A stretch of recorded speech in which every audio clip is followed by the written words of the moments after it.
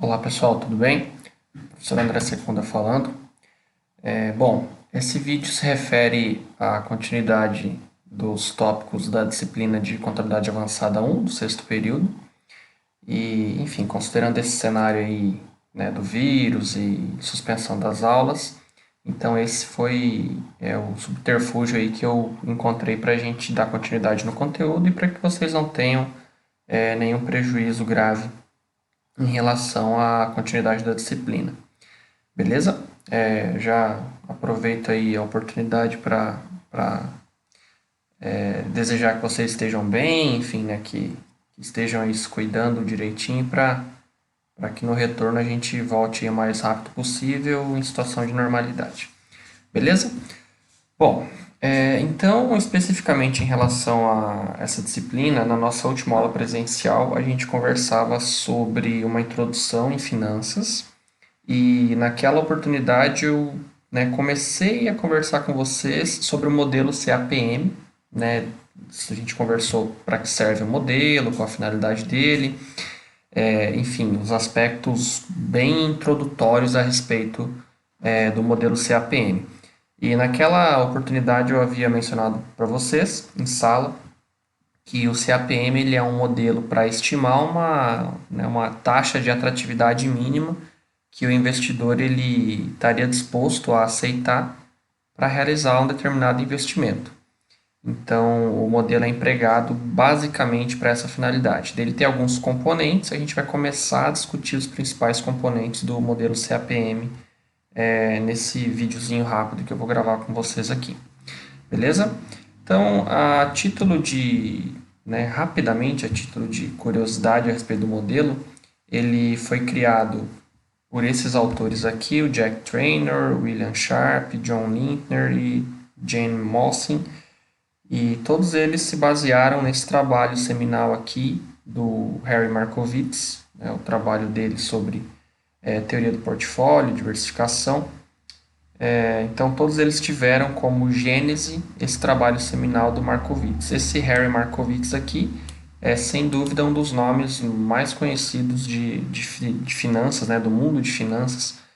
Caso vocês tenham curiosidade de pesquisar, vocês vão verificar a influência que ele teve e o estudo dele, né, teve sobre o universo de finanças. Bem, não por acaso que o Markowitz, o Sharpe e o Merton Miller, eles foram agraciados aí em 1990 com o Prêmio Nobel de Economia, justamente pela contribuição que eles fizeram ao campo de finanças. Beleza? Então, enfim, rapidamente aqui, título de curiosidade.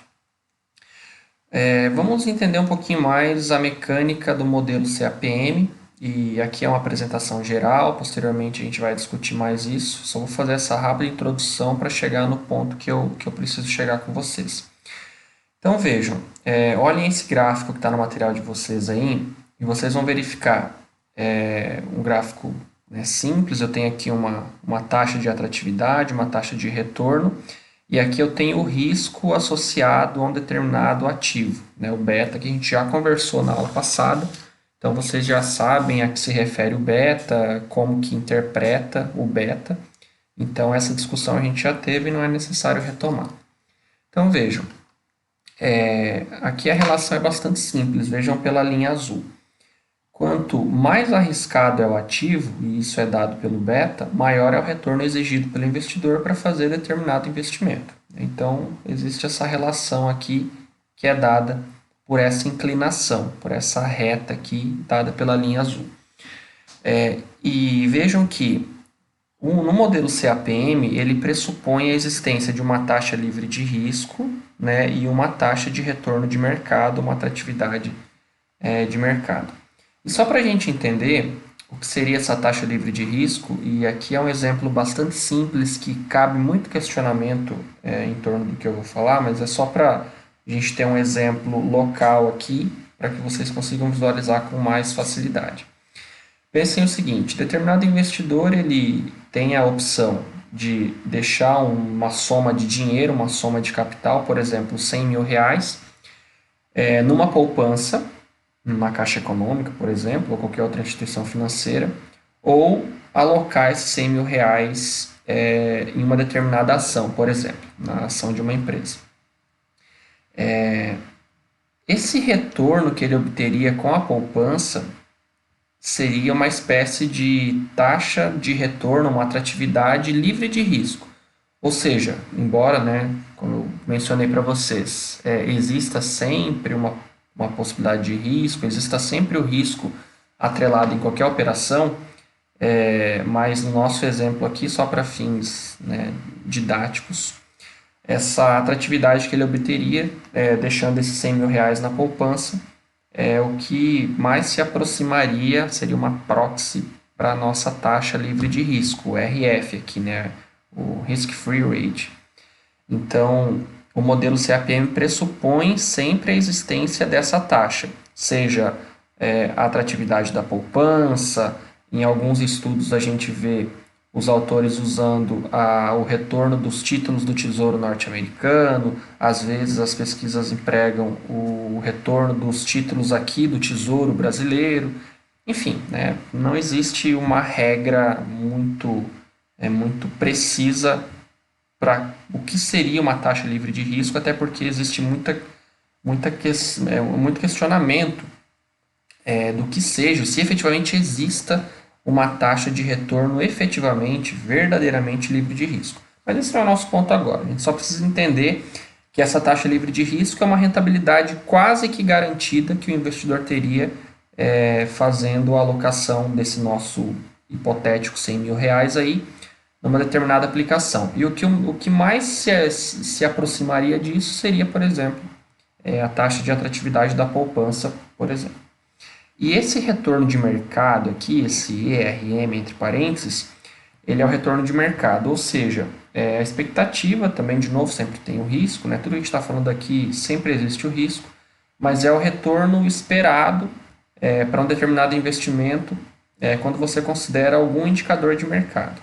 No caso brasileiro, é muito comum que esse RM aqui, retorno de mercado, seja analisado, seja estimado com base no retorno do Ibovespa, por exemplo. Se você vai fazer uma análise do mercado americano, você pode analisar o retorno do S&P 500, né, que é as 500 maiores empresas listadas nos Estados Unidos, enfim, o índice Dow Jones pode ser, depende de como você está analisando. No caso brasileiro aqui, a gente analisa como o retorno do Ibovespa. E vejam que existe, né, uma diferença, vejam essa barrinha verde aqui, existe uma diferença entre essa taxa livre de risco e o retorno de mercado. Essa diferença normalmente é chamada de prêmio de risco, ou seja, a atratividade mínima que o investidor está disposto, que ele, né, precisaria receber para que ele deixasse de aplicar esses 100 mil reais hipotéticos, por exemplo, na poupança, e resolvesse alocar isso em uma determinada ação, um determinado investimento de renda variável. Beleza?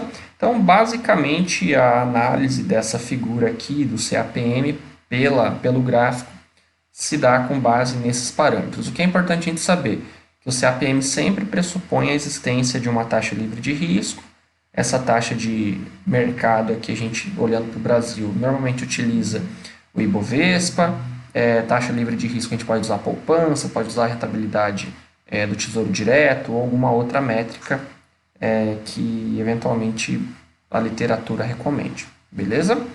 Então vejam, a taxa livre de risco, o RF representa a taxa livre de risco e a linha azul indica que quanto maior o risco, representado pelo beta, aqui no eixo das abscissas do nosso gráfico, maior a taxa de retorno requerida pelo investidor para a realização do investimento. Então vejam, quanto maior o retorno, quanto maior o risco dado pelo beta, maior o retorno exigido pelo investidor para fazer determinada alocação de capital. Beleza? Em essência, é isso que o gráfico está mostrando. E esse modelo CAPM, ele tem uma expressão algébrica. Qual que é a expressão algébrica do modelo? Está apresentado aqui. Y igual a alfa mais um beta que multiplica essa variável x. E o que são, né, o que representa cada letra dessa aqui da equação? Está aqui na sequência. Então, o y representa justamente essa taxa de desconto que a gente deseja calcular, né, essa taxa de atratividade que o investidor estaria disposto a aceitar e que posteriormente vai ser empregada para realização de desconto dos fluxos de caixa da empresa, quando a gente estiver avaliando, a gente vai entender isso aqui posteriormente. O alfa, ele é o intercepto da equação, ou seja, a taxa livre de risco, a atratividade mínima que o investidor está disposto a aceitar. O beta, ele é a inclinação da reta, ou seja, essa linha azul aqui no gráfico. E o X, ele é o risco do ativo, o risco atrelado ao ativo específico. Deixando essa equação um pouco mais amigável, a gente pode reescrever ela da seguinte forma, olha, a minha taxa de desconto, a taxa de atratividade, né, para o investidor, ela é dada pela taxa livre de risco somada, né, ao beta, que multiplica o risco específico atrelado àquele determinado ativo. Então vejam, a gente ainda não vai discutir o modelo CAPM de maneira específica, a gente vai fazer isso no segundo momento. Agora, na sequência, a gente vai discutir esse componente aqui, esse componente de risco da equação, que é o que nos interessa nesse primeiro momento. E posteriormente a gente vai avançar nas discussões e retomar o modelo especificamente, o modelo CAPM especificamente. Beleza? Então vejam, sempre que a gente fala em risco em finanças, a gente está se referindo à questão da imprevisibilidade, né? Não existe um retorno certo, né, em qualquer tipo de investimento que você vai fazer. Claro que tirando as taxas livres de risco, investimentos que são tidos como, né, altamente seguros, por exemplo, esse caso que eu mencionei para vocês, do título do Tesouro Norte-Americano, enfim, né, coisas nesse sentido. Sempre que você tem uma expectativa de um determinado retorno, sempre vai ter um risco atrelado a isso. Então, o risco ele é inerente a essa discussão que a gente está tendo em finanças. Também já tinha mencionado isso em sala, é só para frisar. Então, por exemplo, quando o investidor ele faz uma determinada alocação de capital em ações, o risco existe porque ele não conhece, ele não sabe já de antemão qual vai ser o retorno que ele vai ter com esse investimento, quiçá se ele vai ter retorno, né? Pensem numa situação em que o investidor, no mês de janeiro, tenha, por exemplo, comprado ações de qualquer empresa que vocês imaginarem brasileira, todas elas caíram, né? Mas vamos pegar uma que está aqui no nosso exemplo, a Vale, por exemplo. O investidor tenha feito a alocação de capital, R$100 mil, por exemplo, em ações da Vale, em janeiro. Se você olhar para a data de hoje, ele teve uma desvalorização bastante considerável do capital que ele investiu.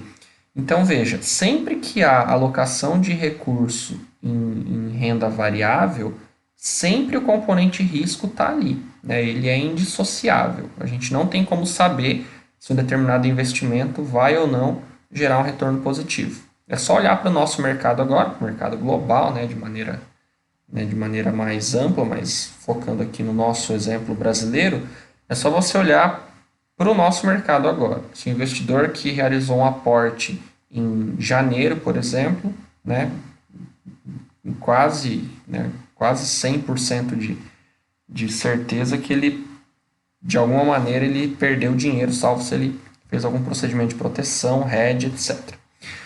Enfim, sempre existe o componente de risco, tá? Vejam, e essas medidas de risco, a gente tem N medidas que são apresentadas pela literatura. Aqui a gente vai discutir uma primeira medida, que também sofre críticas, mas para a nossa primeira discussão aqui ela é mais apropriada, que é o desvio padrão. Então, o desvio padrão ele é uma medida de risco porque ele mostra o quão distante aquela observação que a gente está analisando, por exemplo, o retorno de uma determinada ação, ele está distante, por exemplo, de um retorno médio. Então, sempre que você for analisar o desvio padrão, ele mostra o quão distante uma determinada observação ela está da média, né, da média daquelas observações ao longo do tempo. E daí, de novo, entra aquela discussão, né? E por que usamos o desvio padrão? A gente vai supor que o passado ele se repetirá no futuro, né? Como eu já mencionei para vocês em sala, em finanças, a melhor expectativa, a melhor estimativa que a gente tem do futuro é que o passado vai se repetir.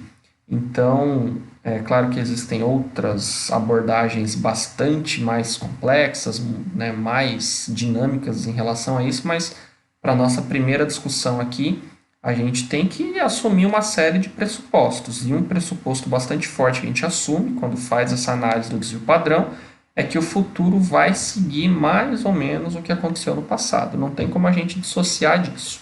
Beleza? Então vejam, no material de vocês aí, vocês têm os retornos mensais de 3 ações listadas aqui na Bolsa Brasileira: a Vale, a Valid e a Ambev. Então vejam, coloquei no material de vocês aí a data, cada uma das observações, começando em 31 de janeiro de 2019, 28 de fevereiro de 19, 29 do 3, ou seja, a gente tem os fechamentos, os preços de fechamento mensais de cada uma dessas ações aqui. Primeiro da Vale, depois da Valid e depois da Ambev, beleza? Muito bem. Então, como que a gente vai saber qual dessas ações aqui é mais arriscada? Vejam que simplesmente olhando esse quadro de preços de fechamento, a gente não consegue saber qual dessas ações é mais arriscada. Se você tivesse na condição de investidor, tendo que tomar uma decisão de aplicar o seu capital, e você quer fazer a escolha pela ação menos arriscada dessas três, como que você toma essa decisão? Como que você chega nessa conclusão? Ou se você trabalha num banco de investimento, trabalha, né, em algum trabalho, em algum serviço que envolva análise de risco de ações, ou você assessora de alguma maneira pessoa física ou jurídica no que se refere a investimento, e o seu chefe ou o seu cliente pergunta dessas 3 ações aqui, qual é a menos arriscada ou qual é a que eu deveria optar por fazer a alocação de capital. Simplesmente olhando para isso, a gente não consegue responder de maneira imediata. Então, a gente precisa fazer essa análise por meio de uma medida de risco. A nossa medida aqui, no primeiro momento, é o desvio padrão. Então, de novo, né? O desvio padrão médio condistante da média são as observações. Então, isso daqui, cada valor desse aqui é uma observação. Então, o desvio padrão ele vai me indicar o quão distante da média estão cada uma dessas observações aqui de cada uma dessas ações, beleza? A síntese do desvio padrão é isso. Então, nesse caso, desejamos medir o quão distante da média são os retornos de cada uma dessas ações. Daí, justamente para calcular o desvio padrão de cada empresa, a gente vai empregar essa equação que está no material de vocês aí. Então, o S aqui é o desvio padrão e ele é estimado por meio dessa equação aqui. Beleza? Então, vamos lá. Qual que é o primeiro passo que vocês têm que dar para fazer essa análise do desvio padrão? O primeiro passo é calcular o retorno de cada uma dessas ações aqui, o retorno individual, e posteriormente calcular o retorno médio de todo o período para cada uma dessas ações. Beleza? Então, como que eu calculo o retorno de cada um desses ativos aqui, de cada uma dessas ações ao longo desse período? Então, vejam, notem que o período mais antigo é essa última linha aqui, de 44,50, no caso das ações da Vale, e à medida que sobe, fica mais recente, né? Então, vejam, qual é o retorno da ação da Vale no período de 28 de fevereiro, né, nesse lapso temporal aqui, entre 28 de fevereiro e 31 de janeiro de 2019. Então, qual é o retorno da ação da Vale entre 28 de fevereiro e 29 do 3, 29 de março de 2019? E assim vai. Então, para a gente calcular esse retorno, eu vou levar isso aqui para o Excel, né? Vocês podem fazer o mesmo, podem fazer na calculadora, como vocês acharem melhor. Eu vou trazer para cá, porque fica mais fácil para a gente visualizar. Beleza? Então, vejam aqui comigo. Como que eu calculo o retorno, por exemplo, da Vale nesse primeiro intervalo de tempo aqui? Então, eu tenho a cotação em fevereiro dividido pela cotação de janeiro. Terminei o cálculo? Não. Vou colocar isso aqui entre parênteses. E vou tirar a unidade, porque eu quero essa informação aqui em percentual. Beleza? Então, o retorno da ação da Vale no período de 28 de janeiro a 28 de fevereiro, melhor dizendo, e 31 de janeiro é de 3,506%. Para eu calcular o retorno do próximo período, mesma coisa. Então, eu vou dividir a cotação de fechamento em 29/3 pela cotação em 28 de fevereiro, tira a unidade. Então, meu retorno nesse período aqui foi de 8,142. E assim eu faço para todos os demais períodos para cada uma dessas empresas aqui. Tudo bem? Beleza. Vejam, depois que eu tiver o retorno de cada uma dessas ações aqui devidamente calculado, eu preciso tirar uma média, ou seja, eu preciso fazer uma média de todos esses retornos aqui. Então, no Excel, você vai simplesmente pedir para que ele reporte a média para você. Aqui essa média está errada, porque eu não tenho todas as observações, evidentemente, mas quando você tiver com todas elas, você vai pedir, ou vai calcular na mão, ou vai pedir para o Excel retornar para você a média desse retorno, obtendo assim exatamente o retorno médio desse período aqui. Beleza? Então vejam, com isso, o que a gente vai ter? A gente já tem um primeiro pedaço da equação para começar a trabalhar. Vejam que o desvio padrão ele é dado pela raiz, né? Então, da soma de cada uma das observações, do retorno individual de cada ação por período, menos o retorno médio das ações elevado ao quadrado. Então, o que eu vou fazer aqui? Vocês já vão ter calculado o retorno individual de cada uma dessas ações e calculado o retorno médio. Para eu dar continuidade na minha análise, o que vocês vão ter que fazer?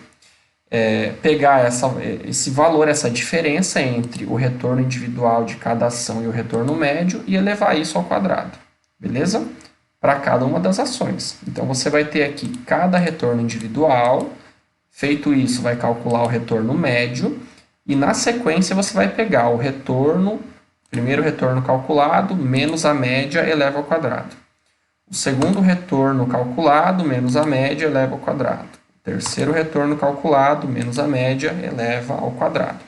Para cada um dos retornos, para cada uma das empresas. Beleza?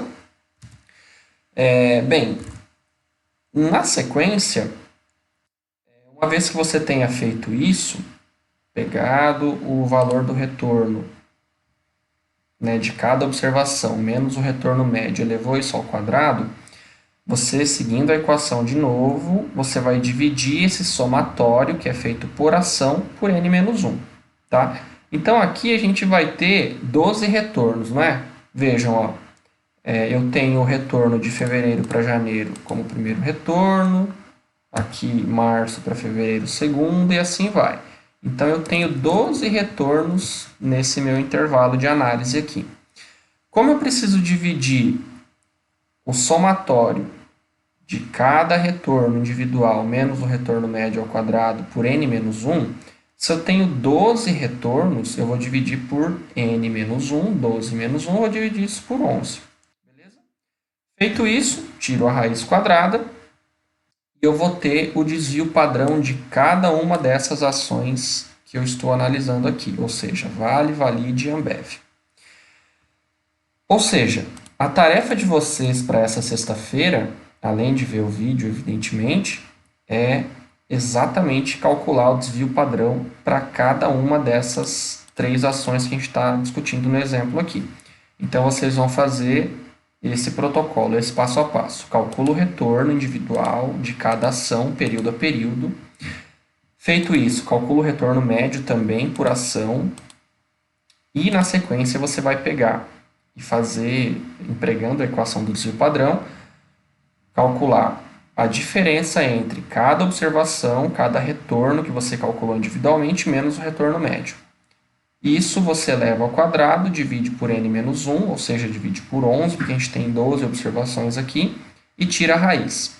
Uma vez que você fez isso, você vai preencher aqui. Você vai ter calculado o desvio padrão das 3 ações e vai preencher nesse campo aqui.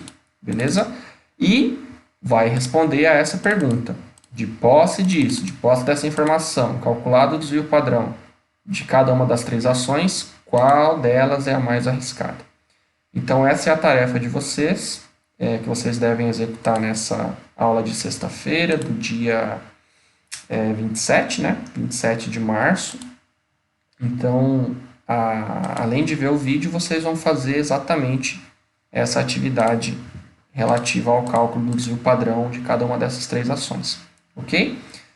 Caso a gente já retome as aulas na próxima semana, fora essa sexta na outra, a gente retoma daqui a discussão, vocês já vão estar com tudo isso calculado e já me dão condições de avançar, ou se não, a gente, eu penso numa outra alternativa, um outro vídeo, enfim, para que a gente dê continuidade nesse conteúdo, beleza? Mas de novo, indispensável que vocês façam esse cálculo individual, retorno de cada uma das observações, calculem o retorno médio, tirem a diferença, elevem ao quadrado, divida por n-1 e tire raiz quadrada, para encontrar o desvio padrão de cada uma dessas ações aqui. De novo, isso é feito por ação, tá? Individual. Você vai ter um retorno, vai ter um desvio padrão da Vale, um desvio padrão da Valide, um desvio padrão da Ambev, ok? Bom, então é isso. Para essa sexta-feira, a atividade de vocês é essa. Esse vídeo vai estar no YouTube, então qualquer dúvida vocês podem deixar a dúvida no comentário ali do próprio YouTube ou mandar um e-mail para mim, todos sabem meu e-mail, caso tenha dúvida, deixe sua dúvida ou nos comentários ou no e-mail, esclareça lá que tão logo possível eu faço o esclarecimento, ok? Então é isso, pessoal. Para essa aula de sexta-feira dessa semana, a atividade de vocês é essa. Façam, não deixem de fazer, porque é bastante importante, isso que é conteúdo de prova, então vocês têm que praticar isso aqui com bastante ênfase para que não fique nenhuma dúvida. E caso tenha algum ponto ali que você não entendeu, algum esclarecimento, deixa nos comentários do YouTube mesmo ou me manda um e-mail que eu esclareço tão logo possível. Ok? Então é isso, espero que todos estejam bem, enfim, fiquem bem aí, se cuidem e a gente vai conversando. Ok, gente? Valeu então, um abraço e até a próxima. Tchau, tchau.